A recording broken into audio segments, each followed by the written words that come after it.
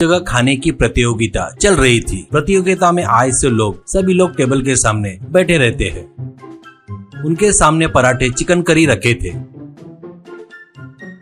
उन्हें मोटू करके एक व्यक्ति भी रहता है।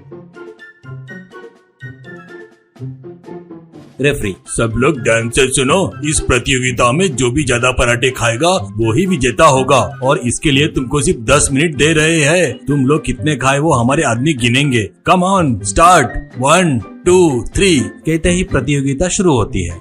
सभी लोग पराठे जमकर दबा रहे थे। एक व्यक्ति कौन कितने खा रहा है करके नोट कर रहा था। कुछ लोग प्रतियोगिता के बीच में ही नहीं खा पाने से हार मान रहे थे, तो मोटू एक और रोटी ज्यादा खा रहा था।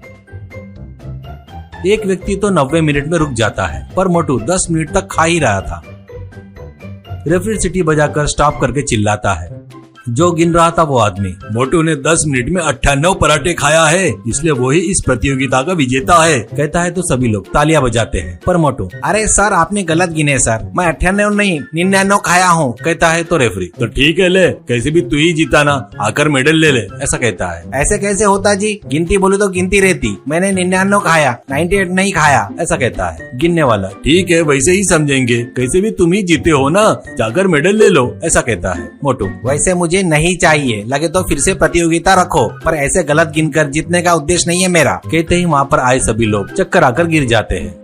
मोटू उनको देखकर हंसकर, मैं यहाँ तुम्हारे मेडल के लिए नहीं आया हूँ, इस खाने के लिए आया हूँ, करके वहीं बैठकर जितना बचा था वो खाकर चला गया। वो बहुत पैसों वालों के यहाँ जन्मा था। एक समय पर 100 करोड़ से ज्यादा की जायदाद अभी बस कुछ करोड़ ही बचे थे। उसका कारण उसका खाना था। वो एक खटिया पर लेटकर हमेशा मोबाइल देखते रहता है, नहीं तो सो जाता था। नींद से जागते ही उसके खटिया के पास पूरा खाना आने को होना, काम वाले उसको लाकर दे रहे थे तो वो खाते ही रहता था। ऐसे वो खा खा कर थक कर फिर से खराटे मारते हुए सो जाता था। खर खर खर।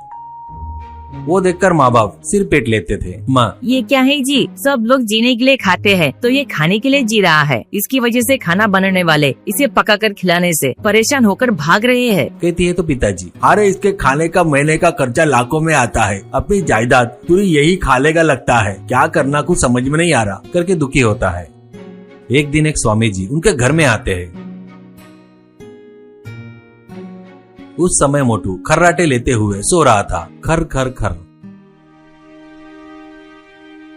माँ बाप स्वामी जी को बुलाकर, स्वामी जी, हमने आपको बुलाए और आप आ गए, इसलिए हमको बहुत खुशी हुई, पर इसने आपको खिलाने वाला भी खाना पूरा खा गया। थोड़ी देर रुके तो फिर से खाना बनवाता हूँ, आपके पसंद का खाना पूरा तैयार करके रखता हूँ, ऐसा कहती है। स्वामी जी, कोई बात नहीं, मुझे और भी बहुत से काम है, अगली बार आऊंगा तब आप लोग अतिथि सत्कार कर लो। इतना कि तुम्हारी लड़की की कुंडली में कुछ बदलाव आया क्या, कहता है। पिताजी, कहाँ बदलाव स्वामी जी, उसको बनाकर खिलाते खिलाते हमारे में बदलाव आ गया, देखो हम कैसे हो गए, कहते हैं। तो माँ, स्वामी जी वो सिर्फ आपकी बात ही सुनता है, एक बार आप उसे अच्छे से समझा कर देखो ना, ऐसा कहती है। तो स्वामी जी ठीक है बोलते हैं, पर काम वाले उसको कितना भी हिला हिला कर उठाते हैं तो भी वो नींद से नहीं जागता।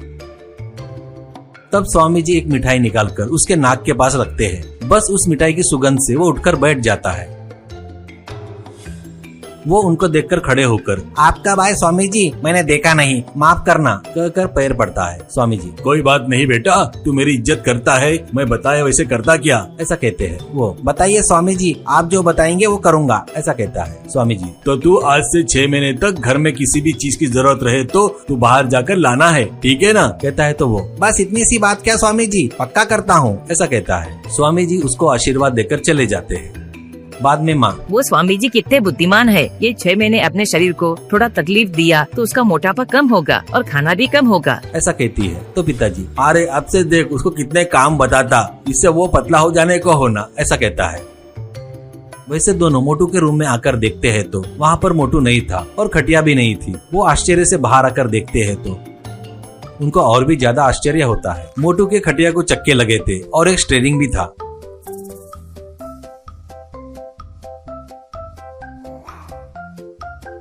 मोटू उनको देखकर, हाँ आओ आओ, और कौन कौन सा सामान चाहिए जल्दी से बताओ, जाकर लेके आता, फिर ब्रेकफास्ट का टाइम भी हो गया है, ऐसा कहता है। पिताजी उसको एक चिट्ठी देते हैं। मोटू खटिया लेकर गांव में घूमते हुए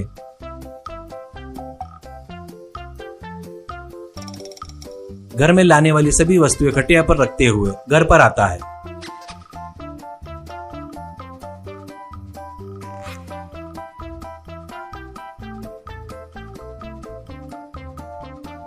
और घर पर खटिया पर ही तगड़ा नाश्ता करके कर्राटे लेते हुए सो जाता है। इसके बाद नींद से जागकर और एक लिस्ट जल्दी से दे दो, अभी लंच का समय हो रहा है, लेट हो जाएगा। ऐसे क्या देख रहे हो? स्वामी जी ने बाहर जाकर काम करने को बोला, पर चलकर जाना है या किसी तरह जाना है ऐसा कुछ नहीं बताए, इसलिए मैंने ये बना लिया। ऐसे ही रहा तो 6 महीने किया, मैं कितने भी दिन तक कर सकता हूँ ये सब, ऐसा कहता है। बस उसकी बातें सुनकर माँ बाप चक्कर आकर गिर जाते हैं।